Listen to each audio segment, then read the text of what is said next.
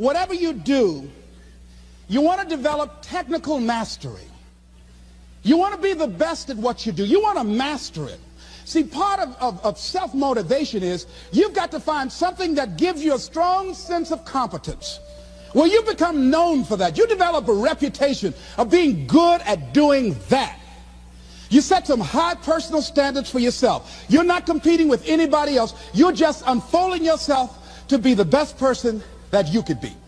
That you want to give the best quality service that you can give, because that is a statement about who you are. The other thing that's the key to self-motivation is recognize the fact that you're going to get into some slumps. Recognize the fact that you're going to encounter a great deal of failure in life. It goes with the territory. But in the face of that, you want to be relentless. When you want something, you don't expect everybody to say, oh, you want this? Oh, great. We want to give this to you. You're such a nice person. You're doing it for your family, aren't you? Great. No, life isn't like that. No, many doors will be closed in your face. Many loans that you will want. And they'll say, no, you don't have enough collateral. You don't have enough credit. And most people will give up. But you've got to decide that I'm going to be fearless. I refuse to be denied. And I'm going to go all out. I'm going to be relentless. I don't care how many no's I encounter. I like something Isaiah Thomas said when he's getting ready for a basketball game. He said, I'm going to either shoot us in or shoot us out, but I'm not going to not do anything. And that's the way to go. You can't make a basket unless you shoot the ball. You can't hit a home run unless you take a swing at it. Most people won't even take a swing. Well, I probably won't make it anyhow. That's the conversation within. They probably won't give it to me anyhow. If you want something, you've got to be relentless. You've got to decide, I deserve this, and I'm going to have it. And you go all out to get it. That drives you. The next thing is that when you want something out of life, you've got to be willing to go into action. Don't wait around for things to be just right. Don't wait for things to be perfect. Don't wait for the ideal situation. It will never be ideal. There will always be a reason. Well, as soon as the children grow up, or as soon as I pay my bills, or as soon as I get my divorce, as soon as I get enough money together. A lot of people never take a chance in life. They don't want to take any chances. They want the situation to be ideal. See, that's not walking by faith. That's walking by sight. If I can see it, I'll do it. No. That's a lot of people saying, if I can see it, I'll believe it. No. If you believe it, you can see it. And don't be disturbed because no one else can see it. That's not unusual. That is ordinary. But because you want some different kind of results in your life, you've got to be willing to be unreasonable. If you want unreasonable results in your life, you've got to be willing to be unreasonable. Part of being unreasonable, you don't judge according to appearances. Part of being unreasonable, you can see it because you believe it. That's part of being unreasonable. Part of being unreasonable, you're like Paul, who said, you must have the faith to call forth those things that be not as though they were. That's part of being unreasonable. Most people won't do that. Most people say, call me when you get it together. The other thing is that one of the keys to self-motivation that empowers you is that you want to find a cause larger than yourself. Find something that you can contribute to. Find something that you can make a difference because you can. Part of what feeds your larger vision, part of what gives you a reason for being, part of what gives you your life is being able to give something back. Say, I can't afford to give anything. You can't afford not to give. Give your time. Give your talent. If it's nothing, just to go over and lick envelopes. I don't know exactly what I'm going to do, but I'm going over there. It's part of my tithing in the universe.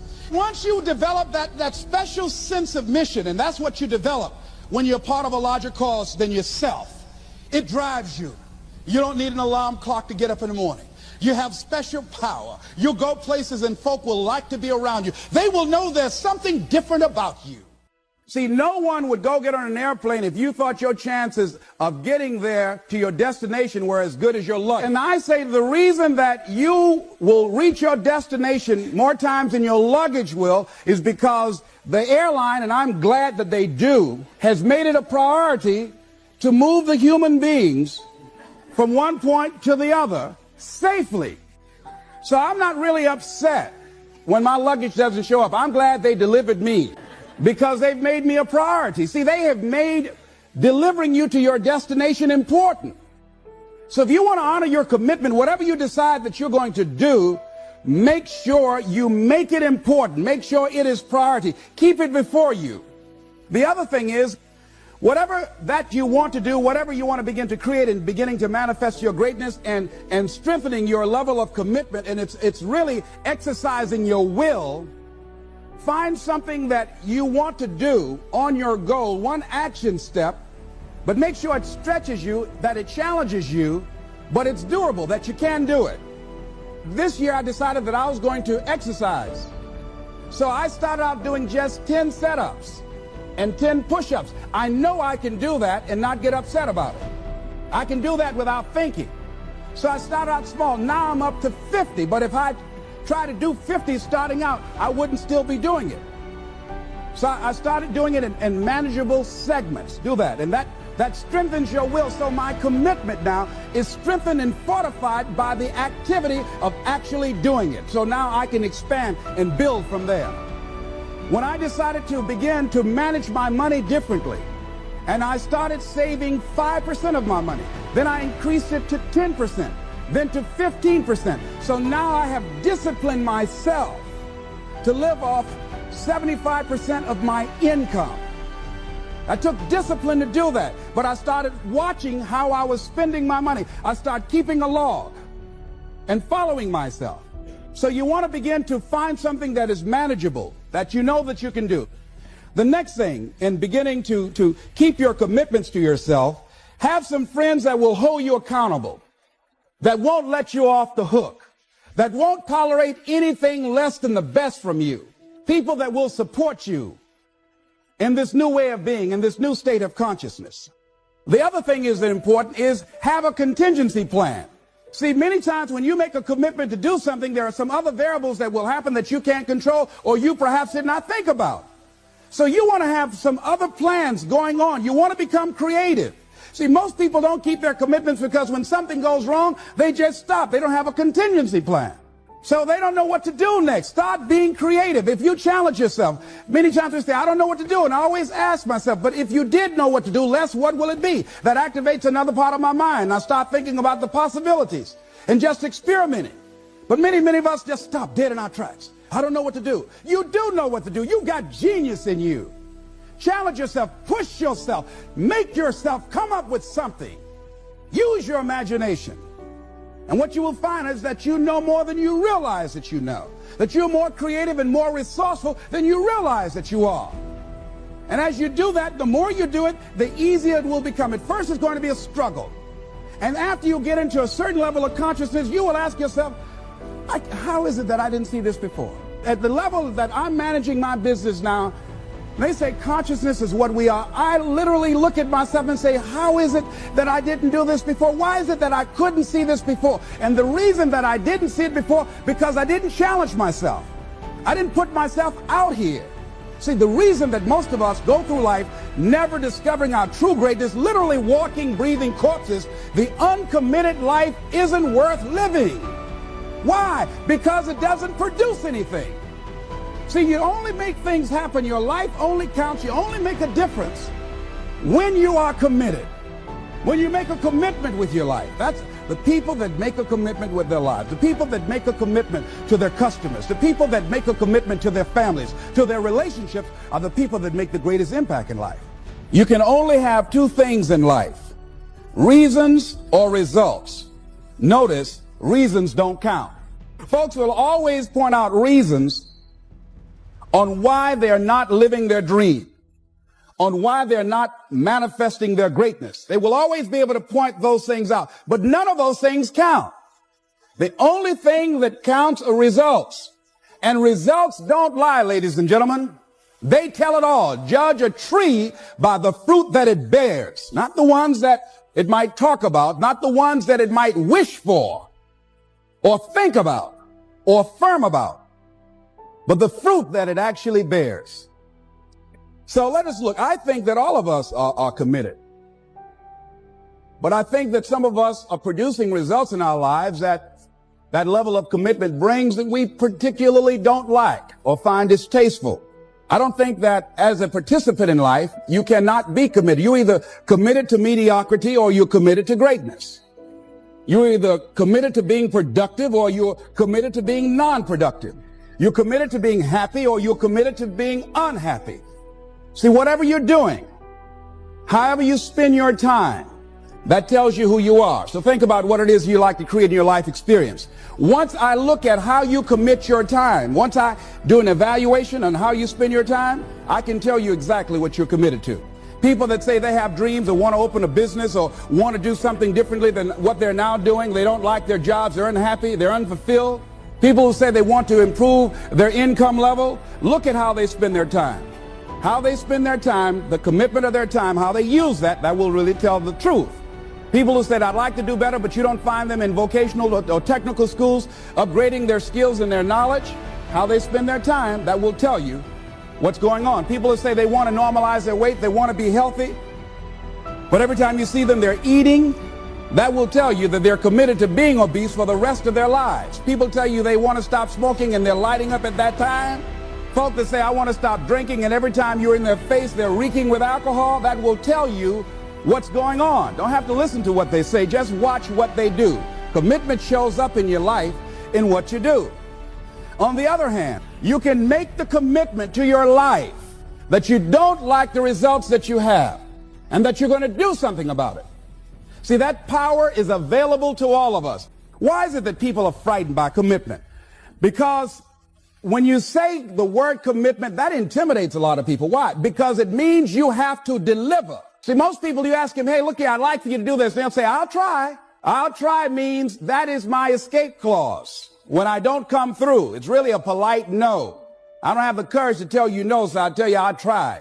So most people like to use that language. They don't want to commit themselves because commitment means, among many things, no excuse is acceptable. That's what it means. No excuse. That if you decided that you're going to do this, if it becomes hard, then do it hard. If it's difficult, so what? If it's inconvenient, so what? See, a lot of people made a commitment to come here tonight, but they looked outside and said, it's raining. The temperature dropped. It's cold outside. And they decide to give up on their commitment. And that's how people do about their dreams. They don't honor their commitment to themselves. Let me tell you what happens when you don't keep your commitment. Number one, it begins to deplete your self-esteem and it erodes your self-image. It weakens your faith in yourself. You don't feel good when you don't keep your commitments. The other thing is that you begin to develop weak relationships with people. People begin to realize they can't depend upon you. They can't rely on you because you won't keep your word. You've established that kind of reputation. Just think, what would your life be like if you decided to keep your commitments? How much time do you spend working on you? How much time do you spend every day working on your dream? In the last 90 days, how many books have you read? In the last year, what new skill or knowledge have you acquired? What kind of investment have you made in you? So I'm saying that as you begin to look at where you want to go, if you want to make it today, and things are changing so fast, you have to literally run to stand still. I'm saying that you've got to make some conscious effort to begin to work to develop you. Here's something else. Most people are not living their dreams because of fear, ladies and gentlemen. Fear, limited vision, and lack of self-esteem is what keep most people doing things they don't want to do. The same reason that people stay in relationships where they're abused or they're unhappy or it's unfulfilling. They can't see themselves beyond that relationship. They can't see themselves enjoying life without that person. They think that this is all that they can do. The same reason that people get stuck at a certain level in life. They can't see things being better for them. And they think that this is it and this is all they deserve. This is all they've ever seen. It's been passed on to them. And they think that this is it for them. And I love to tell the story about one of the most embarrassing moments I had with this because I have an allergic reaction to dye, and so I started using mascara to cover my gray. And I was speaking in the Georgia Dome to over 80,000 people. Did a speech called "It's Not Over Until I Win." And at the end of that presentation, somebody was there from the Department of Commerce, and they said, "Mr. Brown, our speaker canceled, and we need another speaker. Do you have enough energy to give another presentation?" I said, "No, I'm tired." Said, "We can pay you a full fee of $30,000. I said, "The Lord is able." People say money won't make you happy, but everybody want to find out for themselves. Friend of mine, Rita Davenport, said money ain't important, but it's right up there with oxygen. And let me tell you something, fellas, even if you're as homeless as I am, you got some money, women will find something cute on you. Oh, he's got eyelashes like Tom Cruise, honey. He walks like Denzel Washington. I used to be so broke I'd walk past a bank and trip the alarm. It was embarrassing being poor. I was teaching my children to lie. Creditors are called house, and I said, "Tell them I'm not here." And they say, "My daddy said I'm not home." Oh my God, poverty sucks. It's bad when you don't have any money. I don't even blow my horn at people for fear they might be broke. So part of what I want you to do right now, I want you to think about your goals. I want you to think about your dream. And I want you to think about them in 3 areas. I want you to think about some personal goal or dream that you have for someone you care about. My first personal goal was to buy my mother a home. I'm adopted. Born in a poor section of Miami, Florida called Liberty City, an abandoned building on a floor with a twin brother. We were 6 weeks of age. We were adopted by Mrs. Mamie Brown. I feel like Abraham Lincoln, who said, "All that I am and all that I ever hope to be, I owe to my mother." I saw a sign in the West that said, "God took me out of my biological mother's womb and placed me in the heart of my adopted mother." Mama worked on Miami Beach. She was a domestic worker. She cooked for families, and we ate the food left over from the families that she cooked for. These were very kind and generous people. They would say, "Mamie, whatever food is left over after we eat, you can pack it up and take it home to those children that you have adopted." And Mama, she kept the children, and she could sew too. And we wore the hand-me-down clothes of the children that Mama kept. And they were too small. Mama would let them out. They're too large. She could take them in. And my mama could bake too. My mama could bake a sweet potato pie so good, you couldn't eat it with your shoes on. Yeah, take your shoes off so you could wiggle your toes. And I used to say, walking around these big, beautiful homes that we had to clean, and say, "Mama," she said, "What is it, boy? One day I'm going to be able to buy a big, beautiful home like this for you. Something just like this." How many have somebody that you'd like to do something special for? Raise your hands, please. Very good. I want you to think about them. And then I want you to think about your financial goals. I realized, I never wanted to get rich. I just wanted to be comfortable. Have you ever just wanted to be comfortable? Raise your hands. And I realized in order to be comfortable, you got to get rich. You have to have some money to be comfortable and not be stressed out of your mind. And so I want you to think about your financial goals, and I don't want you to limit. I want you to just think about those goals and dreams that you have financially, that you like to contribute to your church or some cause that you believe in. And then I want you to think about your social contribution. I believe we live in the greatest country in the world that gives us an opportunity to live a life of contribution. My favorite book says, "The greatest among you will be your servant." And so I want you to think about what will be different because you were born. One of my passions is reducing the number of women who die from breast cancer. My mother was a 22-year breast cancer conqueror. One of my goals, how many men over 40? Raise your hands, please. Reduce the number of men who die from prostate cancer, encouraging men to get their PSA test and their digital rectal examination. And I'll be glad when they can check our prostate by looking in our ears. I want you to think about what cause will you stand for that you represent. It might be for the environment. It might be for our youth. It might be for senior citizens. It might be for women. What cause do you believe in? I want you to think about that. And whatever these goals are, I want you to raise the bar right now. And I want to run through a process. I want you to think about these goals and dreams. I've found that most people fail in life not because they aim too high and miss. Most people do exactly what I have done. For many years, I could have been doing this much longer, but for 14 years, I didn't do it.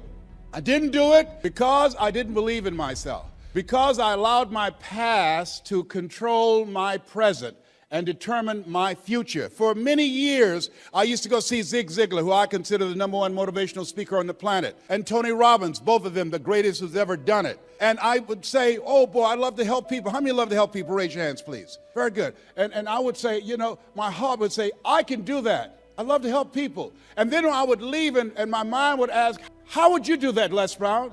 You don't have a college education. How would you speak to corporations? You've never worked for a major corporation. How would you do that? You don't have any experience in that area.